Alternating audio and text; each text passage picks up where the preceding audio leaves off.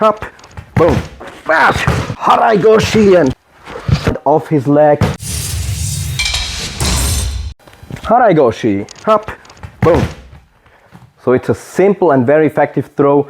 It is, in my opinion, in my systematic, it is a variation of Koshiguruma. So oftentimes when you would like to do a headlock throw, there is not enough control over the outside leg and he's able to maintain balance. So I'm gonna use that leg to cut the outside of his leg and make him fall. And it's important to learn very early on, and I'm gonna say that early in the video, so remember that is Harai Goshi, so it's a sweeping hip throw. So the movement shall be sweeping. One of the most common mistakes that people do is very dangerous for Uke's knee, that people come in and then just hammer their leg onto Uke's leg, where he will either fall or break his knee. But that is absolutely not what Harai Goshi is supposed to be. It's supposed to be a sweeping motion with the outside leg that kind of displaces his far side leg and lifts my hip to create lift on Uke's hip. So check this out again. Stepping in, very normal entry, Kodokan entry, right foot turns 90 degrees towards his right foot, right at the beginning of his base. My left foot comes close, my heel crosses, my left heel crosses my right heel, left ankle comes to the right ankle, left toes turn into throwing direction, like so. And then I create Kuzushi, lean forward with him, pop, like so. And now from here on, you see my hip is close, but not quite close enough to finish the throw. I do not have enough lift, I do not have enough hip control to finish the throw, so I use that leg to create a sweeping motion and make him fall. Okay? So it's very similar to the motion of Uchimata, but on the outside of Uke's leg. Hop from here, and I'm like, whoop, boop. Now maybe we would like to have more control and falling. Okay, of course, if you're a judoka, you will prefer to put all your focus into throwing and probably roll over Uke in a variation similar to that one where we Harai Goshi and just roll over. But if we are an MMA fighter or jiu-jitsu fighter, we need to maintain control on the floor. So I'm throwing him not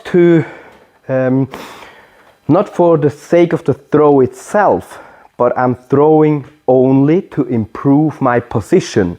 I'm throwing to gain an upper hand with what follows up. The throw itself will not have any kind of impact that will improve my outcome, that will improve my chances of winning the fight. What improves my chances of winning the fight is having a dominant position afterwards. So I need to have a dominant position. For that, I will get to the floor with him, this time to be able to finish him on the floor. When I'm standing in the basic variation, the goal is that, so I'm coming in, hop, sweeping leg, I'm standing. Okay, I could try to attack this leg, very classical, with an armbar. Or of course I could just, like stomping to death, bam, bam, or run away. So it's basic variation for self-defense. But if I would wish to be on the floor with him, because maybe he's a striker or whatever, I'm a better grappler, I would like to go to the floor. So I'm gonna try to go to the floor with him and land in kesagatame. Okay, judoka will like to be very low, but if I'm all too low, it's very difficult to commence with attacking. So I'm being a bit higher, foot forward, place it very controlling and firm on the floor, left foot here to be mobile and hard. And now I could start punching or shoulder locking and start attacking with my normal kesagatame attack series that you will probably have seen in one of my other videos. So just kesagatame.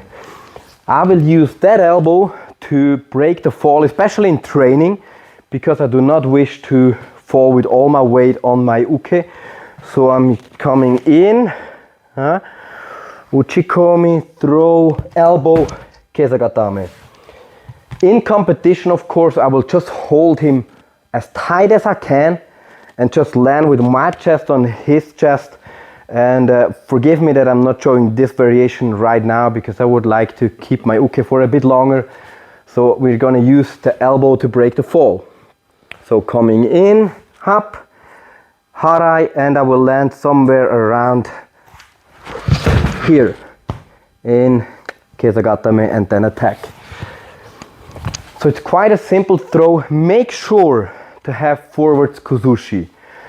Another common mistake that will stop you from executing the Harai Goshi successfully is having your opponent, your uke, pulling back and down, sitting. Okay, oftentimes people do that mistake. So we're here and now I'm trying to go for Harai Goshi and push him. And when I push him, I'm gonna sit on his leg. And now it has become almost impossible to finish Harai Goshi. You see his foot is further forward than his hip. So that means to displace that leg, it would need to go through the floor, which is physically like kind of impossible. And I created almost